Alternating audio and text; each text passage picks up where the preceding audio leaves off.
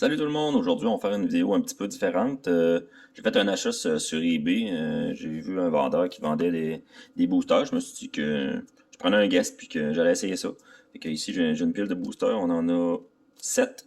Fait que je pense que si on en achetait 6, ils nous en donnaient un gratuitement. Ça a coûté environ une cinquantaine de dollars, plus le shipping. Je pense que c'était 9 dollars de shipping. Fait qu'on va regarder ce qu'on va déballer là-dedans. Ce que je vais faire, c'est que je vais regarder pour si on trouve des bonnes cartes, regarder le prix. Je vais me référer au site face-to-face-game.com. C'est pas mal le site de référence, je pense, pour les prix de cartes là, que la plupart des gens utilisent. Fait qu'on va regarder ça. S'il y a des cartes qui valent la peine, là, je vais faire une petite recherche. Puis, vu qu'on a juste 7 boosters à ouvrir, la vidéo sera pas très longue. Fait que, comme ça va faire une vidéo un petit peu plus consistante. Fait que, on va regarder ce qu'on a eu. On a eu, bon, 2 fois ici, Kaldheim. C'est quand même pas pire. Un Jumpstart. J'ai hâte de voir ce que ça va donner. Un Ikaria, ce qui peut être quand même pas pire. Un Theros Beyond Dead. Il y a des très bonnes cartes là-dedans. Fate Reforged, puis Gate Trash. Que je connais un petit peu moins parce que c'est dans ce temps-là que j'avais arrêté de jouer. J'ai recommencé à jouer il y a environ un an. J'ai recommencé à jouer pour la sortie de Forgotten Realms, Donjons et Dragons. C'est là que j'ai recommencé à racheter vraiment des cartes. Mais là, depuis ce temps-là, j'avais pas mal arrêté. 2014-2015, c'est pas mal là que j'avais arrêté. Fait qu'on va ouvrir ça, regarder ce qui se cache là-dedans. Fait que je vais les ouvrir des plus vieux aux plus récents. Fait qu'on va commencer par Gate Crash, qui est l'édition la plus vieille. Et on va y aller comme ça. S'il y a de quoi que je crois qu'il vaut l'intérêt d'être regardé, je vais regarder sur face-to-face, puis on va essayer de voir si ça vaut quelques sous ou non, ou si, si je rentre dans mon argent. On va aller tout de suite vers... On va regarder quel rare on trouve. Merciless Eviction.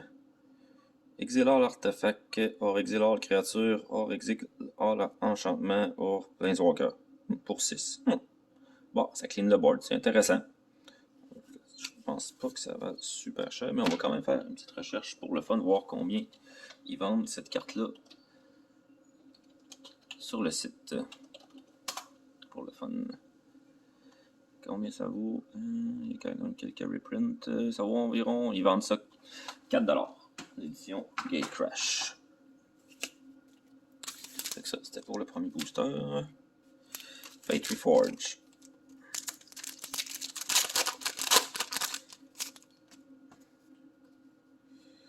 Ok, qu'est-ce qui se cache là-dedans?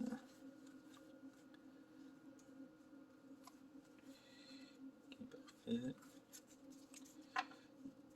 Un counter multicolored spell. Ok.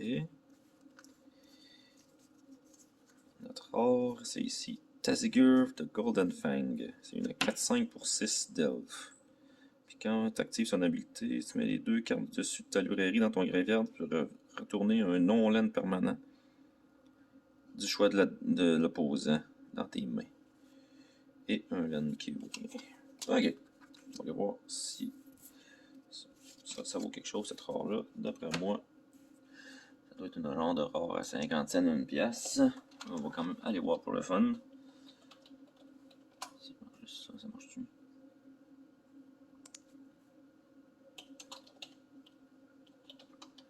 Tazigurh de Golden Fang. Allez, donne-moi la carte. Comment tu veux? Ouais, c'est ça que je disais. 35 sous qui vendent. Bref, ça vaut rien.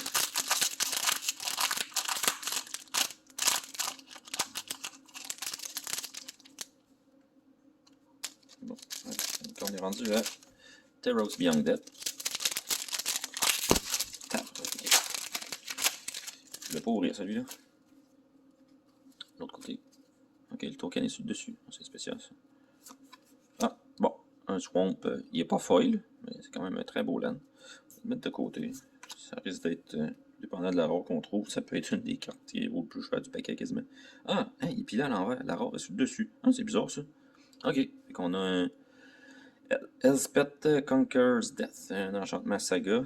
Exile target permanent n'importe control. Contre cost 3 or greater. Ok.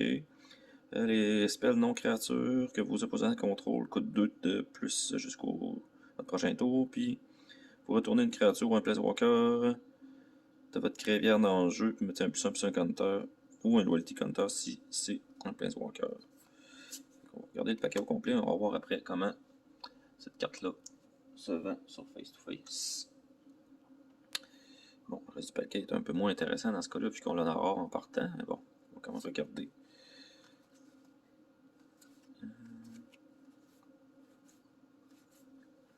Ok, je pensais pas que c'était à l'envers comme ça. Bon, tant pis. On a eu notre rare en partant. On va aller voir Elspeth.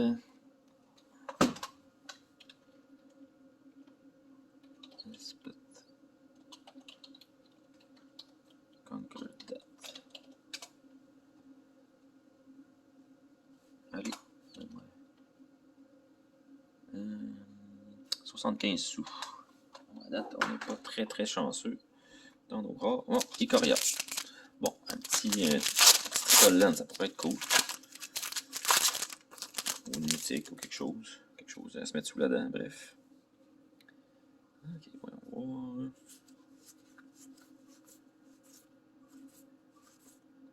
Farfender.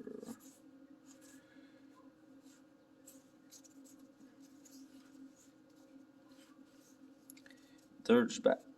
Bon, d'après moi, c'est le 3-3 pour 4 Flash Flying. Et puis quand vous utilisez son habilité de muter, vous détruisez une créature ou un Planeswalker qu'en opposant de contrôle. Puis rien d'autre. Bon, à date, c'est quand même assez décevant. Hein? Bon, moi je pense que c'est mal parti pour que je rentre dans mon argent. Mais c'est pas grave. Le but, c'était de s'amuser, faire un achat. Je pense que je ne regarderai même pas comment elle vaut. Ça doit être encore une rare 50 cents. Jumpstart. Donc, ça, c'est un paquet de 20 cartes. Les paquets sont plus gros. J'ai aucune idée de ce qu'on peut trouver là-dedans. C'est pas une édition que je connais. Ah, doublement emballé celle-là. Ça va. Hey, j'ai mal voir ça. On va venir par l'avoir. Puis, ça, plus l'autre petit plastique comme ça. Donc, ça comme ça. Comme ça. Ok. Milling. Ok. Le thème du paquet, c'est le milling. Donc, on va voir ce que ça va donner. Ça, c'est. Ah, une mythique. En partant. C'est Bruvak de Grandiloquent. C'est une 4 pour 3. Si un opposant mille une ou plusieurs cartes, il mille le double à la place. Ok. Regardez, on va le mettre de côté. Below Tower Sphinx. Reckless Scholar. Wall of Lost Thoughts. Teferi's Total Age. Ah, il y a différentes éditions. J'ai une carte de M21 ici. C'est un enchantement quand ça arrive en jeu, vous pigez une carte et discardez une carte. Puis à toutes les fois que vous pigez une carte, un opposant mille deux cartes. Ok. Regardez, il faut qu'il n'y ait pas une foil ou une autre rare cachée en quelque part. Ah, un petit land comme ça. Ok. Puis plein. Ah ouais. C'est bizarre comme paquet. 1, 2, 3, 4, 5, 6, 7 Islands. Ok, regardez les images, voir s'ils sont belles. Ils sont quand même pas pires. Pas si mal. Bon, à date, je pense que c'est pas avec ça qu'on va se mettre riche. Regardez pour le fun comment il vaut. Bruvak. Jumpstart. What? Attends. Pour vrai? Ok, bon ben je retire ce que j'ai dit. Si je me fie à Face2Face, c'est une carte à 35$. On va la prendre. On va la mettre dans un petit plastique d'abord. Ouais, c'est pas le genre de truc que je vais probablement jouer, mais sinon, bon ben c'est pas pire. Ça paye la moitié de mon achat. C'est intéressant. Un petit peu plus. Ok, tiens. Un beau petit perfect fit pour toi. Attention, pas à briser. Ok, bon ben, good. On a pogné une super bonne carte finalement. Que je pensais qu'il valait pas super cher. J'avoue que d'un deck de 1000, ça peut aller vite. Si t'as ça en jeu, pas long que tu scrapes la librairie de l'autre. Fait que là, on dirait Kaldheim. Ça, j'en ai une boîte bientôt qui s'en vient. Je vais faire un épisode là-dessus. Une ou deux vidéos. Probablement là-dessus. On en a deux.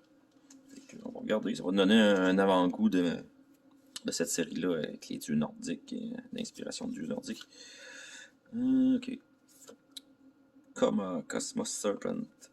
Il est quand même cool l'image. Tiens, de ce côté-là. Snow-covered plain. Open Omen Path.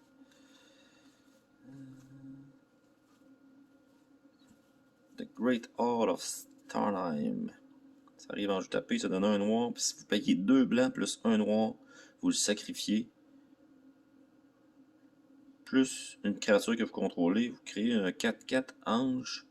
Token avec Flying Vigilance. Puis vous pouvez juste l'activer en sorcerie. Ok, ça coûte donc bien cher à activer pour rien. Pour ce que ça fait. Ezikat's Chariot. Une 4-4, c'est des chats. Pour 4.